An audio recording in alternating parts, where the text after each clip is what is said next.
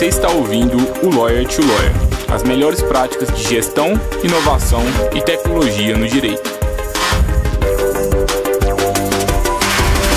Meu nome é Gabriel Magalhães, bem-vindo ao Lawyer to Lawyer.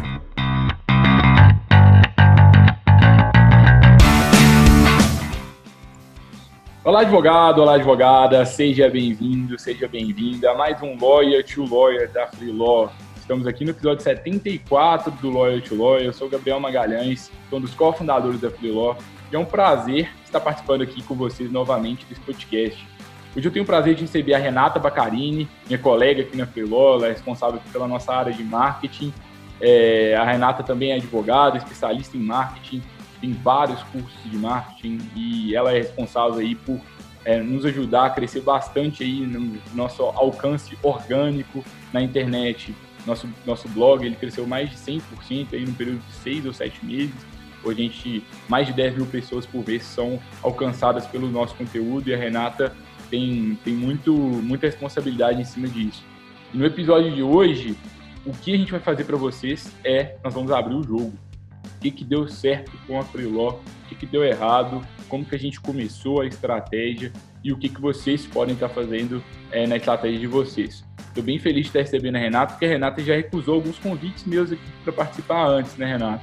Que bom que agora você está participando aqui do podcast. A Renata também é professora lá no nosso curso Inbound Marketing e está sendo um prazer, Renata. Seja bem-vinda. Obrigada, é um prazer estar aqui. Eu recusei por motivo de timidez. Primeira vez, inclusive, que eu acho que eu falo em público ao vivo, um público maior, assim, fora do curso. Mas é um prazer, novo desafio, mas muito bom começar a trabalhar isso agora. E, Renato, você é advogada, você tem especialização em marketing. Como que foi, assim, como que foi seu início da trajetória com a Inbound? Saindo até um pouco antes da gente falar da estratégia da Freelaw, porque eu acho que nesse momento, né, vários ouvintes não sabem nada de marketing, estão precisando de conseguir clientes, talvez eles estão precisando se qualificar, né? Como que foi com você? Então, eu formei em Direito, advoguei por alguns anos no escritório familiar aqui no interior. E um desafio que a gente tinha, que é até muito comum na advocacia, é conseguir capital, atrair clientes. E eu comecei a pesquisar sobre, me informar, tentar entender formas de fazer isso, até em questão do código de ética da OAB, e comecei a aprender um pouco mais sobre marketing, sobre inbound marketing especificamente. E assim, eu me apaixonei, foi um mundo novo para mim. É realmente algo que funciona na advocacia, mas eu descobri que mais do que fazer isso para o nosso escritório, para o escritório que eu trabalhava, eu queria fazer isso como uma carreira, eu queria fazer isso para outros escritórios, para outros advogados, realmente expandir um pouco, aprender mais e trabalhar com isso de uma forma mais ampla. Realmente é um mundo que me encantou, é maravilhoso e os resultados sim, de uma boa estratégia de inbound são impressionantes. É uma coisa que poucos advogados ainda conhecem, que eu acho que deviam conhecer mais porque vale a pena. E é um mercado grande, né? Assim, quase todas as semanas, quase todos os dias a gente recebe pedidos de consultoria em marketing, de indicação de profissionais especialistas em inbound. Existem poucos no mercado. Então, se você quer seguir uma carreira com isso, se você quer crescer o seu escritório, prestar serviço para outros advogados nesse nicho, eu acho que é uma boa oportunidade. Tem mais de 1 milhão de advogados no Brasil, é cada vez mais competitivo. A gente precisa de dominar isso, né? Então, aprender inbound é uma grande... Acho que é um grande diferencial competitivo, tanto para o escritório quanto para a carreira de advogado. E o que é um inbound marketing, para quem ainda não sabe? Inbound marketing, ou versão brasileira traduzindo, é o marketing de atração. São estratégias, uma espécie de marketing que você, ao invés de chegar até o cliente, de forçar a sua presença até o cliente, você atrai o seu potencial cliente até você de uma forma mais sutil, gerando autoridade, gerando desejo nele realmente até ele chegar no momento que ele esteja pronto para contratar seus serviços ou comprar um produto, se for em outras áreas. Por não ser publicidade, por não ter a mesma agressividade, talvez, ou a mesma forma direta da publicidade, ele é permitido, não vai contra o código de ética da OAB, então apresenta realmente uma oportunidade maravilhosa para escritórios de advocacia e outros setores regulamentados. Eu acho que, assim como tudo que a gente faz na advocacia, a gente tem que ter cuidado, né? Mas, assim, por que o inbound marketing, a gente pode fazer inbound marketing na advocacia? porque a gente está produzindo conteúdo, a gente está gerando valor para as pessoas, a gente está ajudando as pessoas, a gente até está favorecendo o acesso à justiça, informando mais a população, educando mais a população. Então, na verdade, o Código de Ética ele até deveria premiar advogados que fazem balde marketing, no meu entendimento. Mas, ao mesmo tempo, a gente tem óbvio, questões específicas da advocacia, a gente tem que tomar cuidado com as questões ali que já estão no Código de Ética, então a gente não pode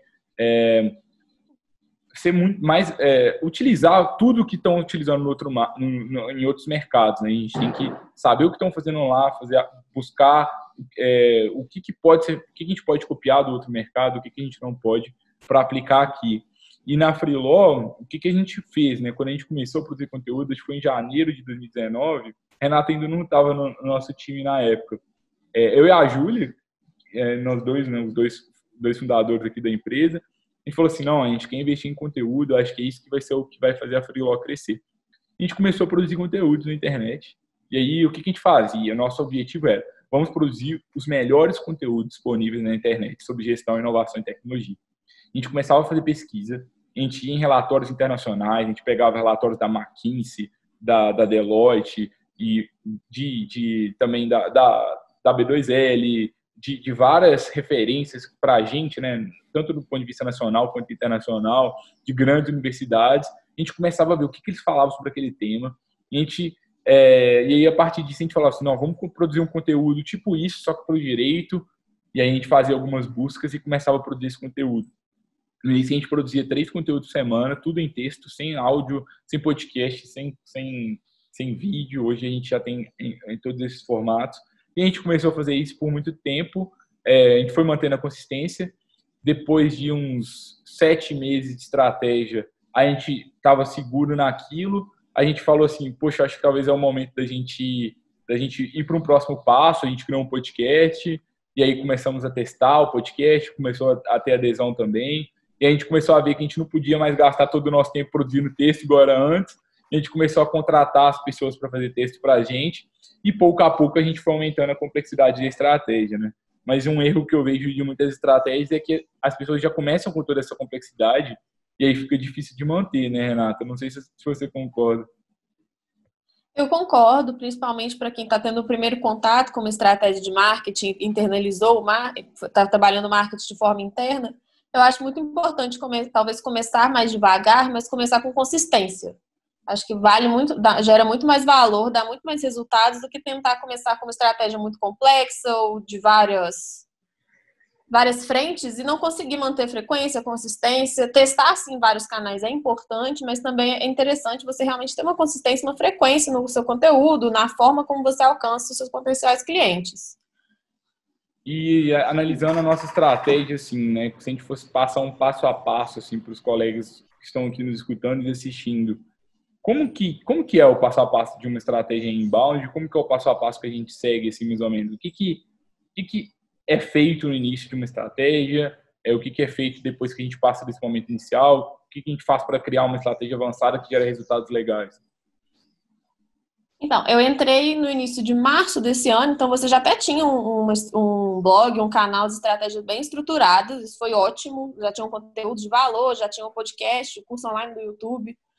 E, assim, o procedimento a partir dali, eu entrei primeiro no SEO, foi realmente fazer uma auditoria, entender melhor quais os conteúdos que vocês tinham, o cliente de você, o potencial cliente de vocês, as pessoas que vocês queriam atingir. Acho que é, na verdade, seu primeiro passo, porque marketing é feito para pessoas, então é importantíssimo entender quem elas são, o que elas querem, como chegar até elas da forma certa e no momento certo.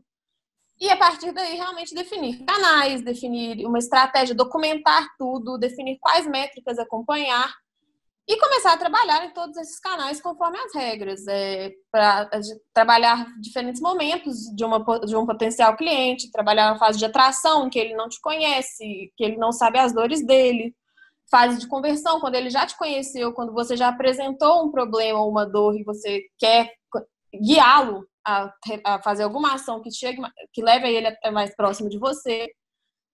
E realmente trabalhar isso de uma forma bem distribuída, orgânica mesmo. Além de outros pilares, como o conteúdo de qualidade, o SEO. Você concorda? Você quer acrescentar alguma coisa?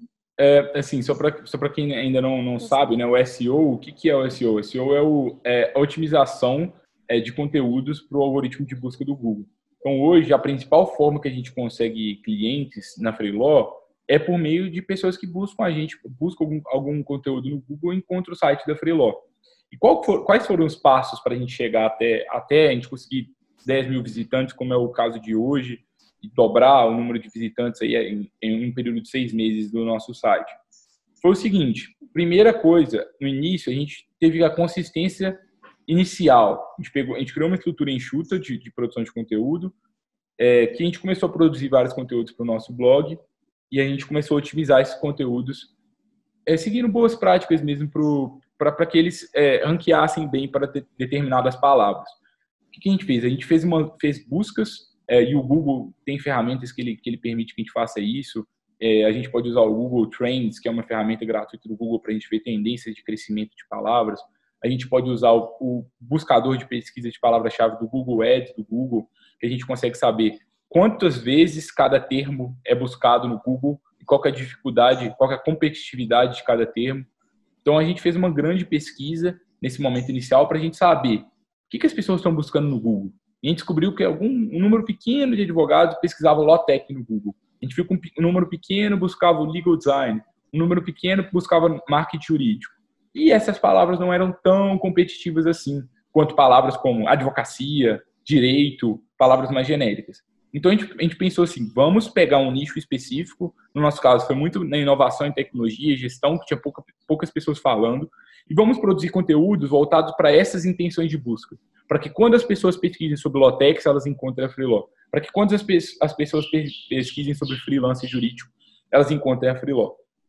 E a gente foi criando nessa fase inicial uma série de conteúdos. A gente não tinha nada. Então, o desafio do início era começar, era ter um site, demorou para ter um site, era ter um blog, demorou para ter um blog, e colocar a estratégia para rodar. Depois que ela começou a rodar, aí a gente veio para a segunda fase, que foi muito quando a Renata chegou aqui na empresa, né? Que ela chegou já num momento um pouco mais avançado, que era o quê? Como que a gente otimiza essa estratégia? Já tem muita coisa, tem muito conteúdo bom, mas e agora? O que a gente faz a partir de agora? E aí a Renata vem e ela começa a otimizar conteúdo nosso para a gente ver o que a gente pode fazer para a gente sair da terceira página do Google, porque quem está na terceira página ou nada, ninguém chega até a terceira página. Então, o conteúdo está até crescendo, ele estava antes na página 7 do Google, agora ele está na página 3, mas ainda não gera resultado. Então, o que a gente faz para esse conteúdo da página 3 e para a primeira página do Google? E aí a Renata ela trouxe aqui já, né, Renata, que fez uma auditoria completa dos conteúdos para a gente começar a otimizar esses conteúdos. Eu acho que é muito isso, né? Então, a gente saber muito em qual fase que a gente está. Você está começando essa estratégia, começa muito nessa fase de produção. Entenda bem quais são os termos corretos para que vocês ranqueiem, depois você começa a otimizar, que é nisso que a gente está trazendo agora. Você concorda, Renata, ou não? Eu concordo. Essa questão de compreender os termos que você vai trabalhar, para os quais ranquear, até liga muito a questão da intenção de buscas. Você tem que entender o que as pessoas que você quer atingir estão procurando, quais são as dores. Porque não adianta também você produzir um conteúdo para ranquear que as pessoas não estão buscando. Ele não vai ter a função de realmente atrair tráfego, porque ninguém vai buscar por ele. Então, entender o que as pessoas querem é fundamental e depois entender como trabalhar isso, as boas práticas, como trabalhar um conteúdo que responda à intenção, que responda, que seja realmente qualidade, que era uma coisa que até já estava sendo feita na Freeló quando eu entrei, então facilitou muito o trabalho de otimização. E aí depois a gente já entra em otimizações mais técnicas. O seu conteúdo é bom, é de qualidade, ele é escaneável, que é um conteúdo mais fácil de consumir aos olhos, alinhado à esquerda, melhor dividido, com intertítulos, é realmente fácil de consumir na internet. Se ele for tudo isso, a gente entra em questões mais técnicas, e aí a minha parte na Freeló foi o SEO especificamente do conteúdo. Eu não trabalhava com questão de velocidade de site, o SEO técnico, isso eram o Kevin, os meninos, né? Mas assim, você começando, entendendo a intenção de busca, definindo quais você vai responder e a priorização já é um grande primeiro passo. E talvez vocês devem estar confusos. Meu Deus, tanto de termo, tanta coisa que eles tiveram para fazer. Mas é difícil, claro que é, mas ao mesmo tempo o conceito é simples. O que é? Poxa, o que as pessoas estão digitando no Google que elas podem encontrar você? Geralmente, quando eu faço essa pergunta para os advogados, a gente tende a pensar em palavras mais voltadas ali na fase que a pessoa já tem um problema, ela já está procurando um advogado. Então, eu acho que a pessoa vai digitar advogado Curitiba, advogado Belo Horizonte no Google. Ok, ela até vai digitar isso. Mas e antes dela já decidir que ela está precisando de um advogado? Numa fase que ela ainda nem sabe se precisa de um advogado, algum momento que ela está ainda aprendendo sobre algum termo jurídico. Sei lá, por exemplo, eu sou especialista aqui em direito do trabalho, eu posso ter um conteúdo sobre verbas rescisórias, o que são verbas rescisórias, eu posso ter um conteúdo sobre dispensa de justa causa, sobre rescisão indireta. Então, entender um pouco do que as pessoas podem estar buscando no Google. A partir disso, a gente começa a criar um planejamento e aí a gente vai fazendo conteúdos bons para aquelas palavras. Como que eu sei o que é um bom conteúdo para o Google? Faz uma pesquisa no Google, por exemplo, verbas rescisórias, vê quem são os resultados ali da primeira página no Google e vê o que eles estão falando. Produz um conteúdo melhor do que eles. Produz um conteúdo sem juridiquês, né, voltado para o seu público. Produz um conteúdo só com juridiquês, só se o seu público for jurídico, senão não produza. E aí, se você já está fazendo isso, você já está à frente de todo o resto do mercado, assim. Só que aí, você vai, aos poucos, você vai trazendo tem algumas pequenas coisas que elas também têm uma grande influência.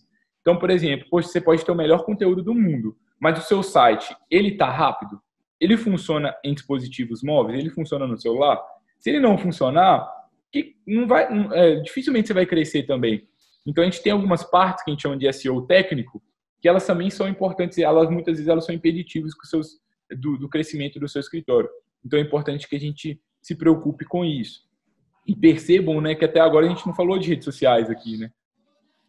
E uma pergunta que a gente recebe muito, né, poxa, Gabriel, poxa, Renata, como que a gente faz para a gente crescer as redes sociais do nosso escritório? A gente está tendo poucas curtidas, estou querendo crescer meu perfil no Instagram.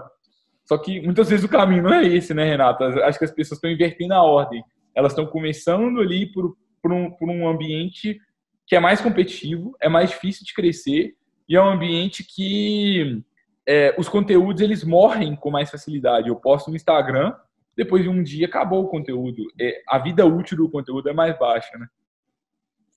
Sim, exato. Só voltar a um ponto que você falou que eu concordo muito, que é a questão que eu acho importante, que é a questão de advogados que produzem conteúdo para a internet usarem muito juridiquês, que é um erro muito comum, porque realmente a gente esquece que a gente está se comunicando com alguém, a gente quer tanto mostrar que sabe, às vezes, ou ajudar, e a pessoa esquece que quem está ali lendo não vai entender, e o foco é que a pessoa que leia, que absorva o seu conteúdo, entenda o seu conteúdo e queira absorver mais, aprender mais com você. Então, é muito importante identificar realmente com quem você está se comunicando e como se comunicar da forma certa. Isso é uma coisa que eu vejo muitos advogados ainda não fazendo, prezando por juridiquês, por termos muito técnicos que muitas vezes não fazem sentido para o público. Mas voltando à questão das redes sociais, eu concordo que muita gente inverte um pouco a ordem de utilização dos canais ou até mexe, talvez... muda um pouco a priorização de canais. Você ter um terreno próprio, um site, eu considero muito mais valioso, até porque você fica menos refém de um algoritmo do que as redes sociais, que tem algoritmos que mudam, que são um pouco mais voláteis. E como você disse, o conteúdo é mais rápido. As pessoas consomem conteúdo ali naquele momento, passam por aquilo e amanhã provavelmente já esqueceram ou já passaram para a próxima. As redes sociais são... desculpa, pode ir. Não, desculpa, eu só queria completar, porque é o seguinte, quando eu produzo um conteúdo no Instagram, por exemplo, eu estou gastando aqui o meu tempo para fazer um conteúdo que ele vai durar um dia. O Stories, ele dura 24 horas. E tá tudo bem a gente fazer isso, mas a gente precisa de manter a consistência. Para você crescer no Instagram, você tem que fazer live toda semana, fazer ali vários posts no feed, utilizar o máximo de recursos possíveis do Instagram. E muitas vezes os advogados não têm tempo para isso, para colocar isso na rotina. Às vezes essa desculpa do tempo é uma desculpa, tá? E eu entendo, eu acho que a gente tem que encontrar tempo para essas coisas. Só que antes da gente construir um conteúdo, né, com pouco tempo de duração, faz muito mais sentido no meu entendimento, acho que no nosso entendimento aqui da Freeló, que a gente produza conteúdos que vão ser reaproveitados por mais tempo, conteúdos mais perenes, conteúdos mais duráveis. E a gente consegue fazer com que, por exemplo, eu produzo um conteúdo, a gente tem um artigo nosso aqui da Freeló, já citei esse exemplo, acho que aqui no podcast, possivelmente, um artigo que a gente escreveu em fevereiro de 2019, logo no início da estratégia, que é o artigo para a palavra freelancer jurídico, que a gente está bem ranqueado no Google, e todos os dias tem pessoas lendo esse artigo a partir do Google. O que a gente fez? A gente criou o artigo, publicamos o blog, a gente tem um ativo, digamos, é como se fosse investir na poupança ou investir na bolsa de valores. A gente está ganhando ali visitas todo dia, ganhando cliques todo dia por causa daquele artigo, que a gente otimizou ele para o Google. E depois que aquele artigo já estava lá, a gente começou a criar conteúdos para as redes sociais relativos a ele. E aí é uma estratégia mais durável, né, Renata? Desculpa que eu te interrompi. Não, tudo bem. Sim, é mais durável e, na realidade, utiliza as redes sociais realmente para a função principal delas, que não é o que muita gente tenta fazer, que é vender serviço diretamente das redes sociais. E, na realidade, a maior funcionalidade das redes é você criar conexões, gerar relacionamentos. E muita gente não vê isso, não entende tão bem isso. Mas o inbound marketing tem 3 pilares, né? O SEO, que é uma palavra difícil, mas basicamente uma sigla em inglês que significa otimização de conteúdos para os algoritmos de busca do Google. Não só do Google, né? Para os algoritmos de pesquisa. Então, como que eu faço para aparecer ali nas primeiras páginas do Google? Basicamente é isso. Então, o primeiro pilar é o SEO. Além disso, a gente tem o pilar do conteúdo, que é a gente saber produzir bons conteúdos e otimizar esses conteúdos para os algoritmos de pesquisa. E a gente também tem o pilar ali da distribuição de conteúdo das redes sociais, né? Então, a partir do momento que eu produzi um conteúdo, eu otimizei ele para os algoritmos de busca, como que eu distribuo ele nas redes sociais, como que eu faço com que ele alcance mais pessoas, como que eu utilizo ele para me relacionar melhor com os meus clientes, com os clientes do meu escritório. E aí o que eu vejo é muitos escritórios que eles pulam a otimização, eles pulam ter um conteúdo no ambiente próprio e eles ficam lá no Instagram. E a verdade é que ter um ambiente próprio e otimizar os conteúdos para o algoritmo de pesquisa é difícil. Exige um conhecimento técnico que as pessoas muitas vezes não têm. Criar uma página no Instagram, hoje qualquer pessoa cria. Agora, criar um site otimizado para o Google, muitos advogados não criam. E aí a gente já separa, né? Um mar vermelho de competição no Instagram, na minha opinião, versus um mar mais azul, onde menos pessoas têm o domínio daquilo e a gente pode usar os conteúdos para a gente otimizar nas duas frentes. E foi muito isso que a gente fez. Se a gente for analisar hoje, a estratégia das redes sociais da Freeló de verdade está começando ainda, né, Renato? Acho que a gente pode até falar assim, sendo bem transparente, porque a gente focou muito em ter muito conteúdo perene, muito conteúdo durável, muito conteúdo de valor, que gera visitas para o nosso site com muita constância. E só depois que isso estava muito maduro que a gente começou a investir mais em fazer esses conteúdos com uma duração menor, né? Então, antes a gente não fazia live no Instagram, antes a gente não fazia muito stories, agora a gente já faz mais. Por quê? Porque a gente conseguiu já passar por essa fase inicial, né? Exato. Até porque a demanda de utilização do Instagram, das redes sociais, é muito mais densa para você conseguir um maior alcance do que de um blog, né? Assim, claro que existem otimizações, regras e boas práticas para o site também, mas no dia a dia, acho que na demanda rotineira do blog é um pouco menor, ou um pouco menos cansativa, talvez, do que a demanda para você realmente conseguir engajamento e alcance nas redes sociais. E até criar conexões também, realmente incentivar as pessoas a engajarem, a responderem, a interagirem com o seu conteúdo. Quem entrou no seu blog foi porque quis, a pessoa ativamente buscou e chegou ali.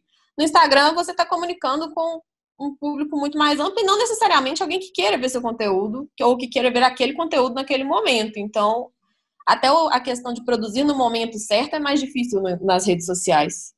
Se a gente for pensar, imagina que faz todo sentido, né? Imagina, por exemplo, a pessoa pesquisou compliance trabalhista no Google e você está lá em primeiro lugar.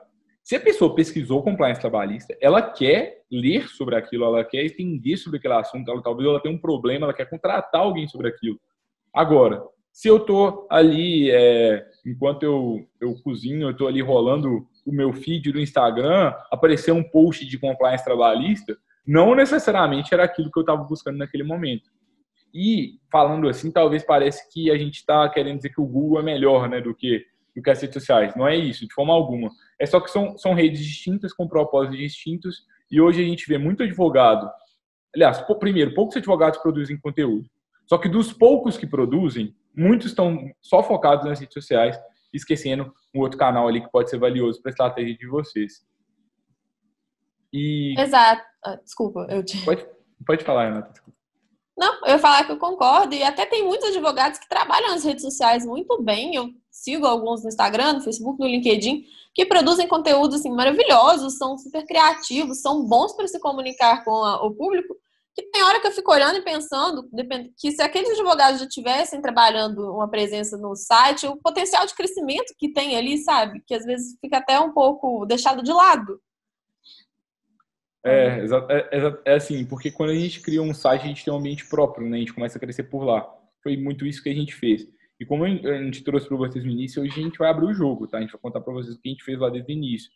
Qual foi o, digamos, nosso passo a passo? Primeiro, a gente produziu só conteúdo em texto por um período até que a gente se sentisse confortável em dar o próximo passo. Naquele momento inicial, a gente fazia tudo. Depois, a gente começou a ver que a gente estava ficando sobrecarregado, a gente começou a buscar uma equipe maior. No momento inicial, a gente só contratou freelancers, a gente conseguiu administrar dessa forma, e aí pode ser um caminho para você. E aí, primeiro, focando em ter uma boa presença, uma presença contínua, né? Com uma boa frequência, com uma boa consistência de conteúdo e de postagens no nosso blog. E depois que essa consistência estava pronta, a gente começava a reaproveitar de uma forma semi-profissional, digamos, nas redes sociais. A gente sempre usou primeiro um foco profissional, digamos, para esse conteúdo ali no nosso site, e um foco mais semi-profissional ali para as redes sociais. Depois a gente começou a falar assim, nossa, dominamos aqui a produção de conteúdos em texto. A gente foi para os próximos conteúdos. A gente começou a produzir o podcast, que aí virou um novo canal nosso, que trouxe mais complexidade. E aí, a partir do podcast, a gente começou a gravar um podcast, e aí, a partir do podcast, a gente tem uma entrevista, surgem vários assuntos aqui do podcast que a gente pode transformar em artigos para o blog, surge possível post para o Instagram. Então, a gente começou a reaproveitar os conteúdos de um outro formato, né? E aí, chegou um momento que a gente falou assim, não, o podcast está funcionando bem em áudio, vamos gravar o vídeo também para a gente alimentar o nosso canal do YouTube? Aí a gente também trouxe o vídeo para a nossa estratégia. Mas foi bem um passo a passo. E aí, quando toda a produção de conteúdo para o nosso ambiente próprio ali, conteúdos mais duráveis, estava funcionando, a gente chegou à conclusão que estava no momento da gente investir mais na nossa distribuição de conteúdo. E aí a gente começou a investir mais nas redes sociais para a gente produzir conteúdos que com menos duração, né, com prazo de validade menor, para a gente crescer também mais nesses canais. Acho que o passo a passo nosso foi mais ou menos esse. Teve mais coisas no caminho de ter e-mail, relacionamento de e-mail desde o início com a nossa audiência. A gente sempre teve uma newsletter para que a audiência sempre ficasse aquecida conosco. A gente foi produzindo e-books de vez em quando para captar cadastros para a nossa plataforma. Mas o que eu acho que um cuidado, né, a essência do que eu queria compartilhar com vocês nesse momento é cuidado para que vocês não se espelhem numa estratégia que já está em um nível de maturidade maior do que a de vocês. Então, se você está numa fase que você precisa de produção, não faz tanto sentido você já pensar em tanta otimização. Não faz tanto sentido você já pensar em tanta complexidade assim, porque senão fica difícil você manter a consistência. Eu concordo. É a questão de começar a andar antes de começar a correr, né? Primeiro você realmente pega o básico, domina, trabalha bem o básico, ou faz bem o feijão com arroz, como o Gabriel gosta de falar, para depois realmente começar a aumentar a complexidade. E até porque trabalhar estratégias mais complexas, com mais canais, é muito mais fácil quando você já trabalhou bem um canal. Os nossos conteúdos, todos, a gente agora pega um conteúdo existente e redistribui em microconteúdos. Um podcast vira vários blog posts, um blog post vira vários conteúdos para o Instagram. É muito mais fácil até você trabalhar a distribuição quando você já tem uma base bem construída. Porque senão, toda vez que eu faço um post para o Instagram, eu tenho que reinventar a roda. Eu tenho que ali pensar no que eu vou fazer e eu faço um conteúdo exclusivo ali para o Instagram e aquele conteúdo se perde. Daqui um mês ninguém vai ver aquele conteúdo, sendo que o melhor era eu reinventei a roda para fazer o melhor artigo sobre aquele tema, publiquei no meu site e aí depois que eu publiquei no meu site, eu redistribuo para as redes sociais. E aí, talvez, vários de vocês utilizem alguns canais, né, para produção de conteúdo. Talvez o Jus Brasil, né, um mais comum assim, para para advocacia para produzir conteúdos. E esse canal é ruim? Não. A Jus Brasil é um canal muito interessante, eles têm uma solução muito legal, dá para conseguir clientes pela Jus Brasil. Só que, quando a gente está produzindo conteúdo na Jus Brasil, a gente está levando os visitantes do nosso site para o site da Jus Brasil. A gente não está ganhando autoridade para o site do seu escritório. Então, você criar uma estratégia com base em plataformas de terceiros sempre pode ser um risco. Porque e se amanhã a Jus Brasil querer resolver mudar alguma regra deles lá, resolver cobrar por alguma coisa, ou resolver diminuir o seu alcance, ou se amanhã o Instagram resolver também mudar alguma regra, e com o Instagram toda semana muda alguma coisa, né? E aí, do nada, eu estava com muitos seguidores e agora ninguém mais recebe o meu conteúdo. Então, é complicado a gente ficar na mão de plataformas de terceiros. E ter um ambiente próprio é algo, na minha opinião, é fundamental, é um pré-requisito para a gente ter uma estratégia de fato profissional de marketing jurídico. Exato. Até porque em ambientes de terceiros, Instagram, Jus Brasil, tem você e várias outras pessoas produzindo conteúdo também, né? Então, a chance de você ser encontrado diminui, porque quem entra ali pode encontrar outras pessoas antes, outras formas de conteúdo.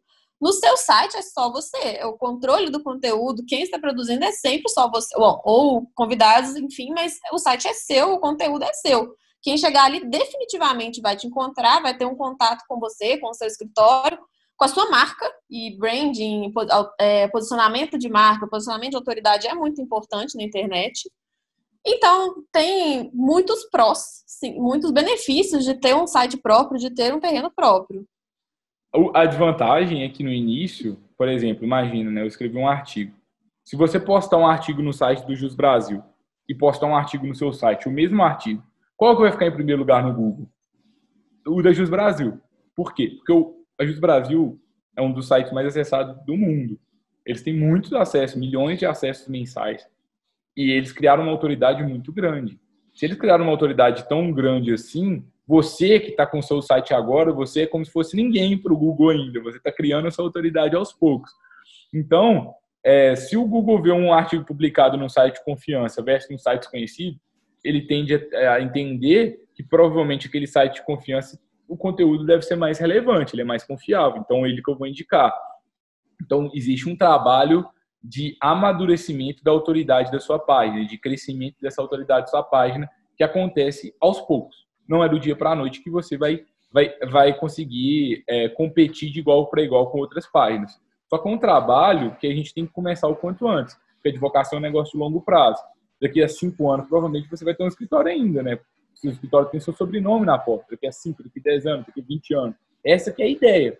E se a gente demorar muito para criar começar a nossa autoridade na internet, a gente vai demorar para colher os frutos.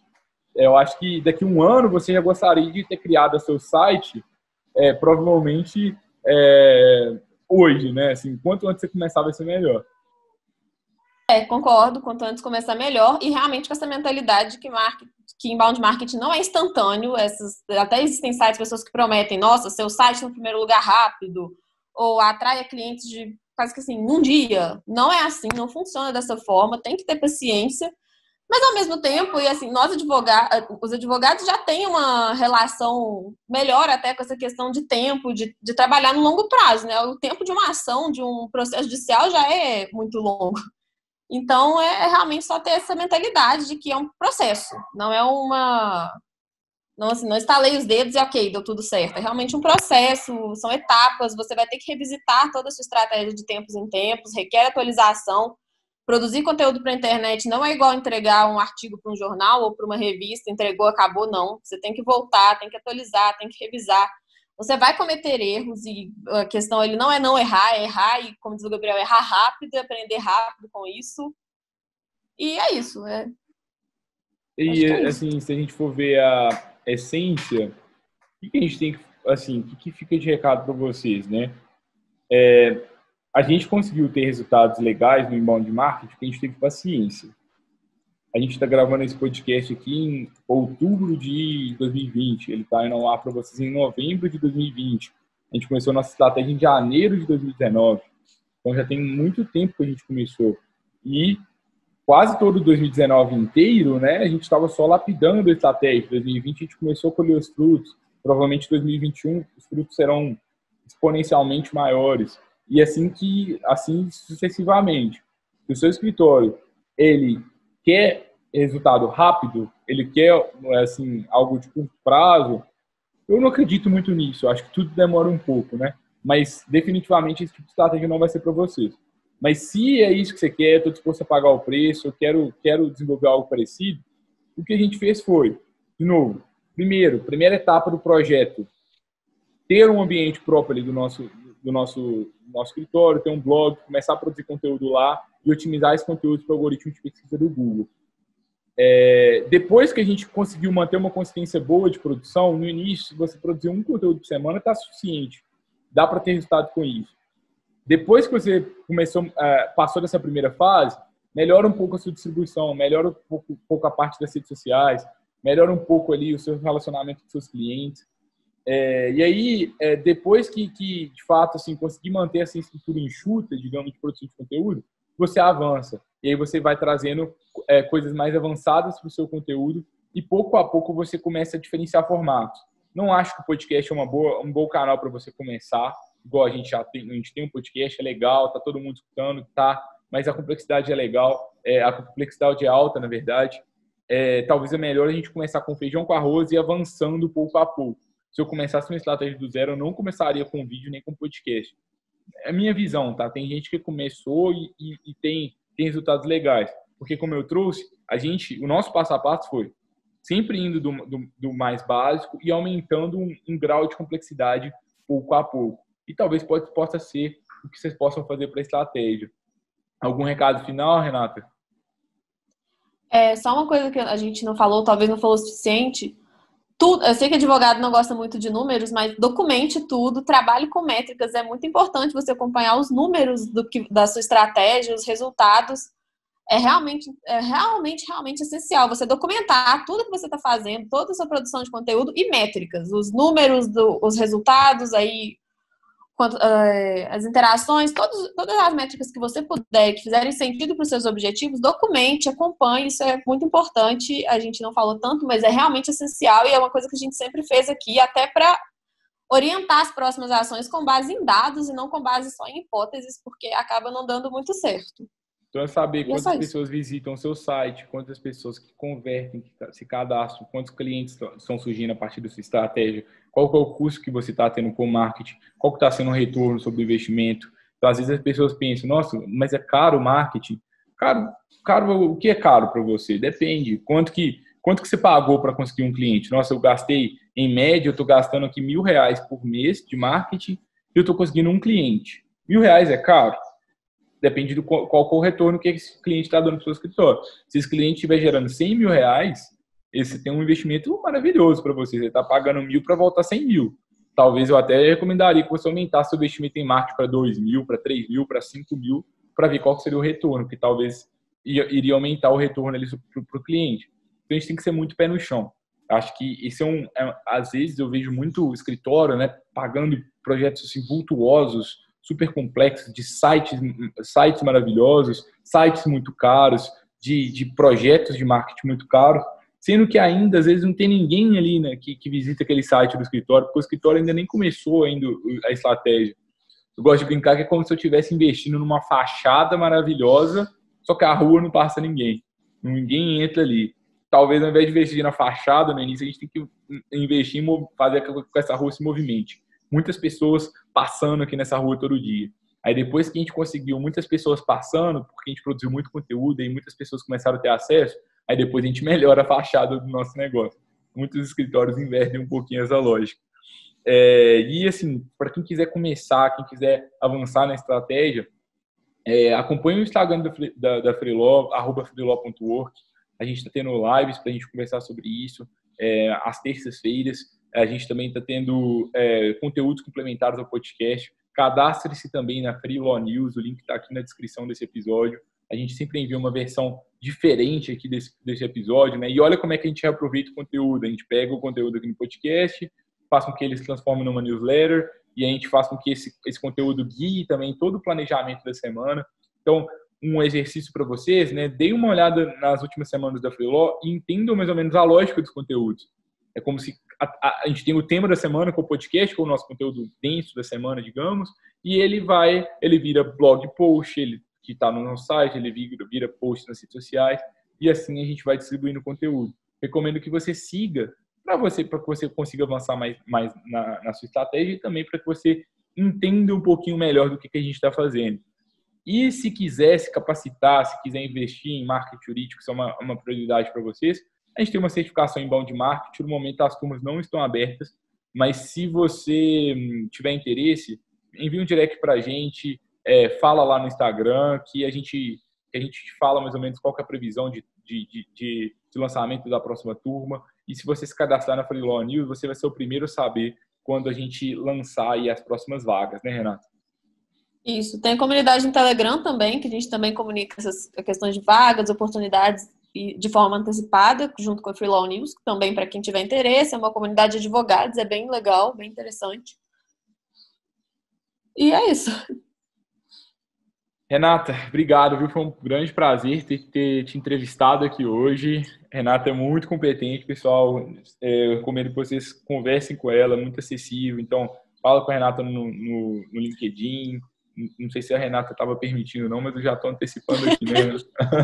Tô brincando. Não, Renata é super acessível, mas ela fez essa migração de carreira, de sair da advocacia não, né? Reinventar a forma de advogar, mas de ser uma advogada que não sabia nada de marketing, a dominar o marketing, ser muito qualificada sobre isso. Isso pode ajudar tanto você que é sócio do escritório, está querendo implementar essa estratégia, quanto você que está querendo fazer algum tipo de movimento de migração de carreira, se reinventar em alguma área.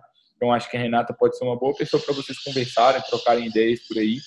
E foi um prazer. Eu acho que hoje a gente compartilhou muito do que a gente fez e não tem muito segredo, né? É isso mesmo, é produzir conteúdo bom, voltado para o Google, redistribuir esses conteúdos nas redes sociais, utilizar as redes sociais como um canal de distribuição, não como um fim em si próprio, e tá sempre buscando surpreender a audiência, fazer coisas que a gente considera sejam boas. Ah, Gabriel, mas nossa, vocês não têm medo, vocês estão ensinando tudo aqui no podcast, tudo no blog, tudo no Instagram. Poxa, será que vale a pena produzir tanto conteúdo, ensinar tudo? Claro que vale, porque quando a gente faz um conteúdo bom mesmo, é que as pessoas começam a ser impactadas de verdade. E assim, por mais que a gente falou aqui sobre a nossa estratégia em 1 hora, a gente tem uma certificação que a gente fala de 30 horas sobre isso. Não é que a gente está escondendo alguma coisa, mas é impossível que a gente trate do tema com o mesmo grau de complexidade que a gente dá num curso mais aprofundado. Então, sempre tem coisa a mais para você falar.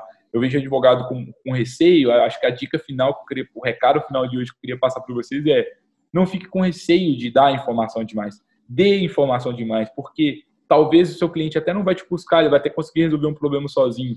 Mas depois, ele sempre vai lembrar de você. E quando ele tiver um problema complexo de verdade, ele vai te contratar. Se a pessoa quer de graça, se ela quer a solução de graça, dê a solução de graça para ela. Escutei essa frase do Marcílio, que até foi entrevistado aqui no podcast da Freeló. Dê o conteúdo de graça, ensine a pessoa de graça, que você vai estar ganhando mais com isso, porque você vai ganhar mais alcance. E aí a sua rua fica mais movimentada e mais pessoas acabam sendo clientes do seu escritório. Esses são os meus recados finais, Renata. Como que você quer encerrar aqui hoje? Não, eu concordo, só com adendo, talvez, com a questão de entregar conteúdo de graça, lembrando que esse de graça vai gerar um valor depois, é uma entrega estratégica, ela gera valor para o seu posicionamento e para quem está tendo contato com vocês, então vale realmente a pena, tem um retorno no futuro. E é isso, o Gabriel já falou tudo, muito obrigada pelo convite, foi muito bom estar aqui com vocês. Obrigado, Renata. Foi um prazer, agradecer a todos aqui mais uma vez pela presença. Se você está escutando até agora, gostou, foi impactada pelo episódio, deixe o seu review aqui no iTunes ou no player de áudio que você estiver escutando. Deixe comentário se estiver no YouTube. Fala com a gente nas redes sociais e participe conosco. Nosso objetivo é criar uma comunidade de advogados qualificados, estão buscando se inovar, trabalhar de uma nova forma. Então, envie um direct para a gente no Instagram, fala com a gente no LinkedIn. Vamos nos comunicar, vamos nos relacionar. A gente sempre brinca que a gente adora tomar café com advogados que estão buscando inovar. Na pandemia, agora no momento, não é possível, mas que a gente tome um café virtual, será um prazer a gente estar conversando. e conte conosco. Se você acredita nessa nova forma de trabalho, compartilhe isso com outros colegas advogados, esse conteúdo, e a gente se vê novamente na próxima semana. Até lá. Tchau, tchau. Até lá. Tchau, tchau.